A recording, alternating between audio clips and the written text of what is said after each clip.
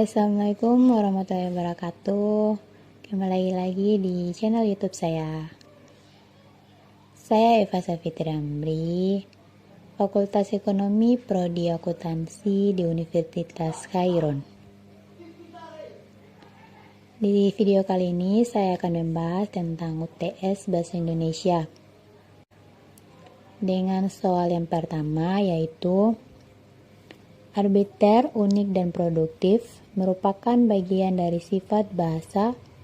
Jelaskan menurut Anda ketiga sifat bahasa tersebut dan disertai contohnya. Bahasa bersifat arbiter adalah bahasa yang berubah-ubah dan tidak ada kaitan dan hubungan dengan konsep. Dan bahasa yang bersifat cuek ialah bahasa tersebut menarik, sangat menonjol, dan sangat mudah buat dicerna oleh otak. Dan yang ketiga, bahasa produktif adalah bahasa yang digunakan untuk menyampaikan informasi atau gagasan baik secara tertulis maupun lisan. Adapun yang termasuk dalam keterampilan bahasa produktif adalah kegiatan menulis dan berbicara. Menulis, kegiatan penyampaian pesan secara tertulis kepada pihak lain. Menulis adalah proses bernalar. Berbicara, kemampuan mengucapkan bunyi-bunyi artikulasi atau kata-kata untuk mengekspresikan, mengatakan, serta menyampaikan pikiran, gagasan, dan perasaan. Dan soal yang kedua, jelaskan menurut Anda mengapa bahasa Melayu disebut sebagai cikal bakal bahasa Indonesia. Oke, ada 4 faktor yang menyebabkan bahasa Melayu disebut sebagai cikal bakal bahasa Indonesia, yaitu yang pertama, bahasa Melayu sudah merupakan lingua franca di Indonesia, bahasa perhubungan dan bahasa perdagangan. Yang kedua, sistem bahasa Melayu sederhana, mudah dilancari karena dalam bahasa Melayu tidak dikenal tingkatan bahasa atau bahasa kasar dan bahasa halus. Yang ketiga, suku Jawa, suku Sunda, dan suku-suku yang lainnya dengan sukarela menerima bahasa Melayu menjadi bahasa Indonesia sebagai bahasa nasional. Dan yang keempat, bahasa Melayu mempunyai kesanggupan untuk dipakai sebagai bahasa kebudayaan dalam arti yang luas. Dan soal yang ketiga, jelaskan secara singkat kedudukan dan fungsi bahasa Indonesia. Indonesia dikenal sebagai bahasa yang memiliki beragam bahasa.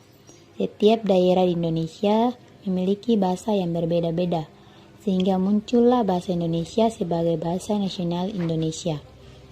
Kedudukan dan fungsi dari bahasa Indonesia yaitu sebagai bahasa resmi bangsa Indonesia, sebagai identitas nasional, sebagai persatuan bangsa, dan sebagai alat komunikasi penghubungan antara budaya dan daerah. Dan soal yang keempat, sebutkan dan jelaskan masing-masing 3 karakteristik dan ragam bahasa Indonesia disertai contoh masing-masing. Yang pertama, ragam lisan. Ragam bahasa baku lisan didukung oleh situasi pemakaian sehingga kemungkinan besar terjadi pelesapan kalimat. Namun, hal itu tidak mengurangi ciri kebakuannya.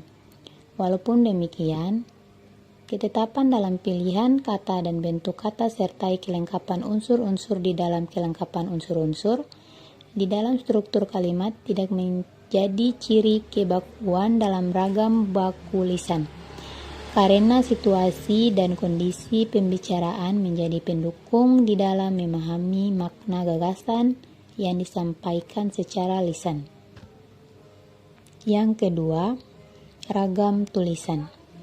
Dalam penggunaan ragam bahasa baku tulis makna kalimat yang diungkapkannya tidak ditunjukkan oleh situasi pemakaian. Sedangkan ragam bahasa baku lisan makna kalimat yang diungkapkannya ditunjukkan oleh situasi pemakaian sehingga kemungkinan besar terjadi pelesapan unsur kalimat.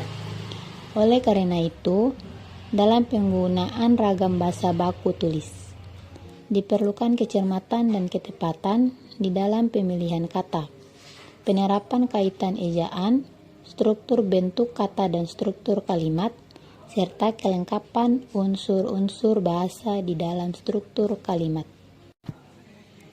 Dan contoh dari kedua ragam tersebut, yang pertama itu ragam bahasa lisan. Contohnya, membutuhkan beberapa teman yang berbicara atau tak sendiri. Atau yang kedua, bisa menyesuaikan dengan suatu keadaan yang ada, pas situasi, dan juga pada waktu. Dan contoh dari ragam bahasa tulis yaitu tak diperlukan dengan suatu adanya kehadiran bagi orang lain. Yang kedua, tidak terpengaruh dengan adanya ruang dan waktu. Dan yang ketiga dari contoh ragam bahasa yaitu bahasa ilmiah. Bahasa ilmiah adalah bahasa yang biasa digunakan dalam dunia pendidikan yang mencakup berbagai macam disiplin ilmu. Misalnya kimia. Bidang ini memiliki segudang istilah yang belum tentu diketahui oleh fisikawan atau sastrawan yang notabene juga merupakan akademik. Contohnya istilah kimia adalah destruktif, penghancuran, distilasi atau penyulingan, volatil atau mudah menguap, dan sebagainya. Dan pertanyaan yang terakhir, apa yang Anda ketahui tentang hiperkorek, pleonasme, dan kontaminasi dalam kesehatan?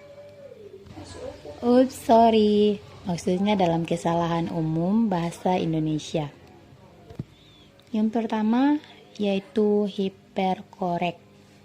Hiperkorek adalah kesalahan berbahasa karena membetulkan bentuk yang sudah benar sehingga menjadi salah. Contohnya yaitu utang. Sudah betul menjadi hutang. Jadinya salah, jadi hiperkorek. Contoh yang kedua, insaf. Sudah betul menjadi insyaf. Maka dia menjadi hiperkorek. Dan yang kedua, pleonasme. Pleonasme adalah kesalahan berbahasa karena kelebihan dalam pemakaian kata yang sebenarnya tidak diperlukan.